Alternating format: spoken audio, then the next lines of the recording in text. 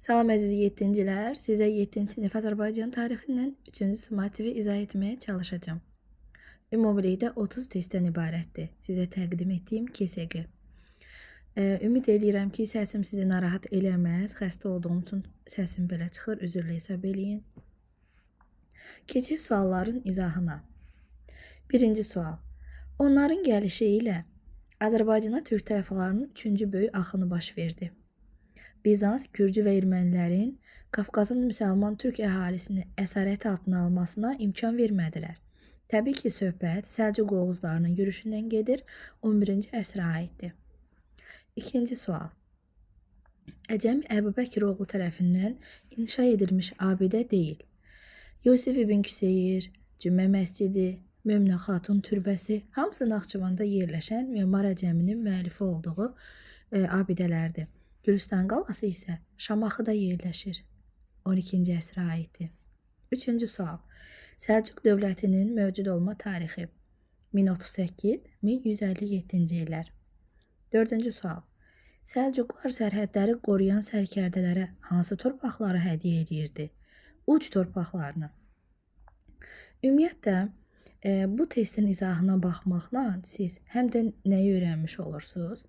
Kitabı təkrarlayanda, summativə son bir dəfə hazırlıq eləyəndə biləcəksiniz ki, əsas məqamlar hansılardır. Mən kitabda hansı məqamlara daha diqqətlə baxmalıyam bir daha. Elə burada da özünüzü yoxlaya bilərsiniz. Mən sualı izah etməmişdən qabaq, siz də öz versiyanızı düşünün. Mən sualı izah eləyəndə artıq biləcəksiniz ki, düz düşünürsünüz, yoxsa səhv düşünürsünüz. Keçək 5-ci suala. Uyğunlaşdırmadır. Paytaxtı Naxçıvandan Həmədana köçürdü. Məhəmməd Cahan Pəhlivan. Səlcuqlara xərac verməyi dayandırdı. Şirvanşah hökmdarı 3-cü Məniçöhür. 1191-ci ildə özünü sultan elan elədi. Eldəniz hökmdarı Qızıl Arslan. Gürcü hökmdarı 4-cü Davidlə ittifaq qurdu. Şirvan hökmdarı 3-cü Məniçöhür. 6-cı sual. Xronoloji ardıcıllığı müəyyən edin. Rəvadi və Şəddadilər Səlcuqlara tabi oldular. 1054. Tandənəkan döyüşündə Səlcuqlar qalib gəldi. 1040. Şirvanşahlar Səlcuqlara tabi oldu. 1066. Gəncədə zəlzələ baş verdi. 1139. 7-ci sual. 12-ci əsrin 20-ci illərinə aiddir. Tiflis müsəlman əmirliyinin ləğvi. 1122. Cavab A variantı olacaq. Eldənizlər dövlətinin süqutu 1225-dir. O 13-cü əsrin 20-ci illəridir. Səlcuqların rəvadilərə tabi etməsi 1054. Tamarın Şirvanı Gürcüstana birləşdirmə cəhdi isə 1160. 8-ci sual. 1175-ci ildə Eldənizlərin paytaxtı Naxçıvandan Həmədana köçürüldü. 1192-ci ildə isə Şirvanşahlar dövlətinin paytaxtı Şamaxıdan Bakıya köçürüldü. 9-cu sual. 1192-ci ildə paytaxtı Bakıya köçürdü. Dərbənd keçidini möhkəmləndirdi. Kəmsəddin Eldənizin köməyi ilə Tamarın qiyamını yatırtdı. Cavab Şirvan hökmdarı 1-ci Axsitan. 10-cu sual. Şirvanşah 3-cü Məniçöhrə aiddir. Gürcüstan üzərinə hərbi yürüşlər etmədi. Əksinə, o Gürcülərlə ittifaq qurdu. B variantı aiddir.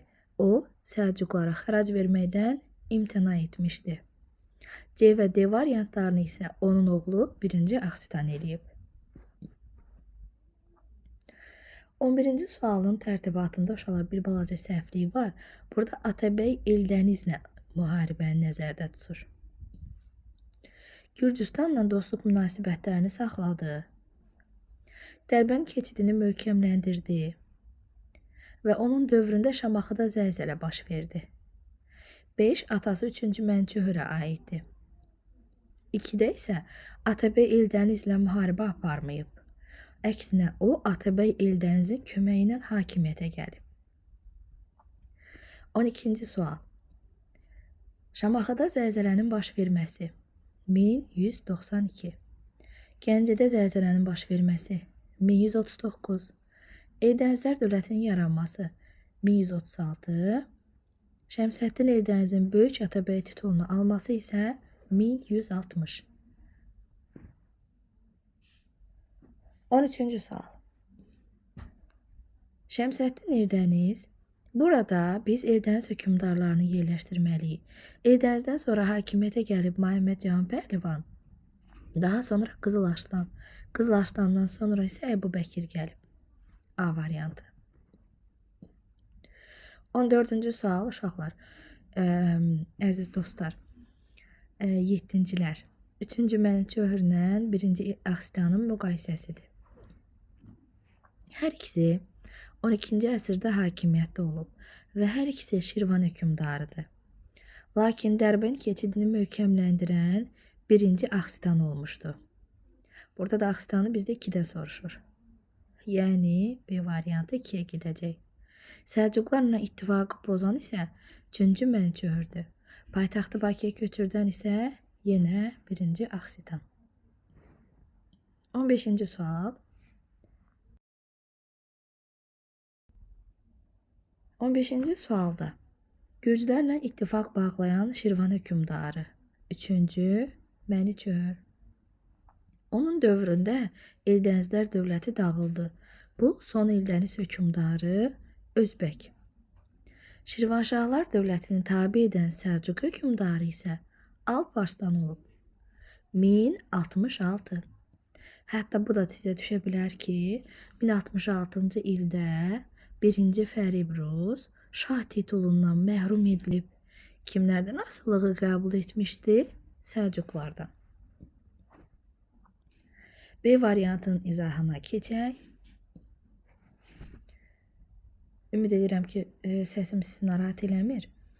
1054-cü ildə baş verməyən hadisəni müəyyən edin. Rəvvadilərin Səlcuqlara tabe olması, Şəddadilərin, Tiflis Müsəlman Əmirliyinin hamısı 1054-dür. Amma A variantında göstərilən hadisə 1048-ci ildə baş verib. 2-ci sual.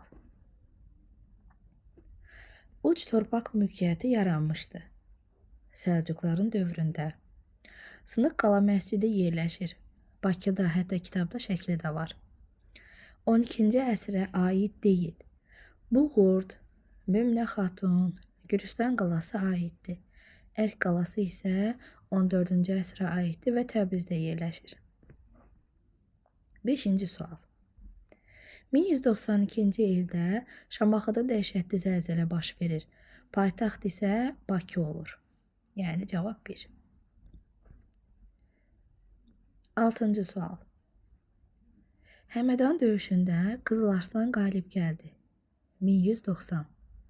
İraq Səlcuq Sultanı Mahmudun Şirvana yürüşü. 1123. Malazgirt döyüşü. 1071. Burada bir balaca səhvlik olub uşaqlar. 1071. Eldənizlər dövlətinin yaranması isə 1136. 1160-da bəs nə baş verib? Şəmsəddin Eldəniz Böyük Atabəy titulunu alıb.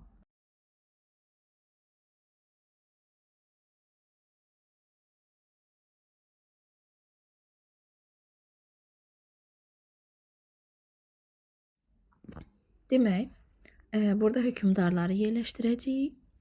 Xəlifənin razılığı ilə 1191-ci ildə özünü sultan elan etmişdi Qızıl Arslan. Səlcuq dövlətinin sonuncu sultanı idi Sultan Səncər. Təbrizi Ağsunqurlərdən almışdı Məhəmməd Cahan Pəhləvan.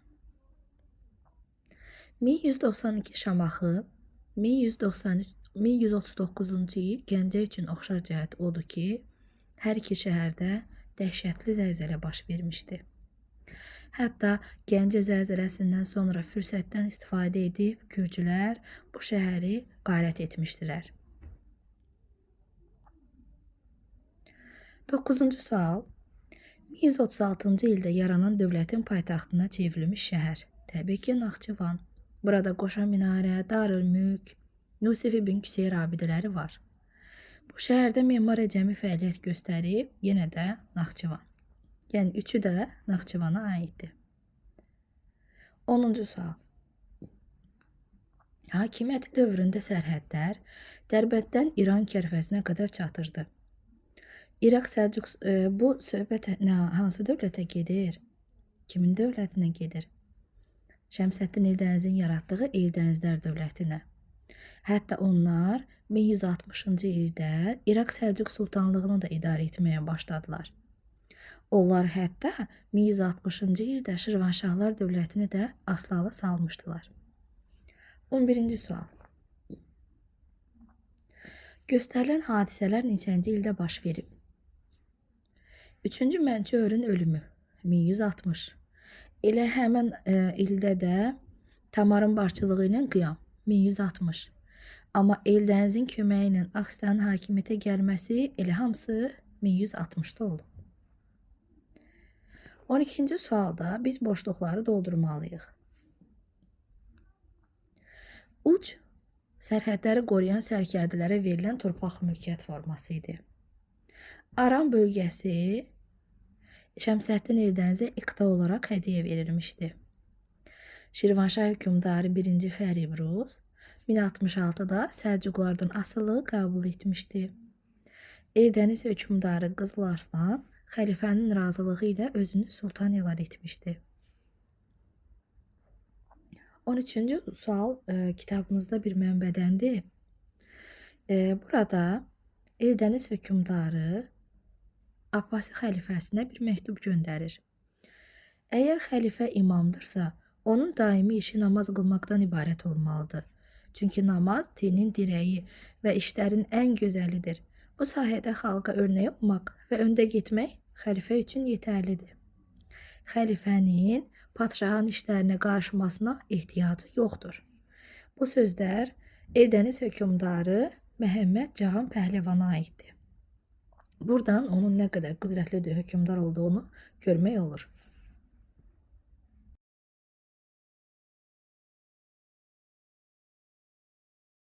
14-cü sual Venn diaqramıdır. Elə yuxarıdakı sualın təkrarı olmalıdır. Məniçöhr və 1-ci Axsitanın yeni bir müqayisəsi. Hər ikisi 12-ci əsrdə hakimiyyətdə olub, Dərbənd keçidini möhkəmləndirmişdi. Axsitan Səlcuqlarla ittifaqı pozmuşdu. Məniçöhr paytaxtı köçürtmüşdü. Axsitan Şirvan hökmdarı idi, hər ikisi.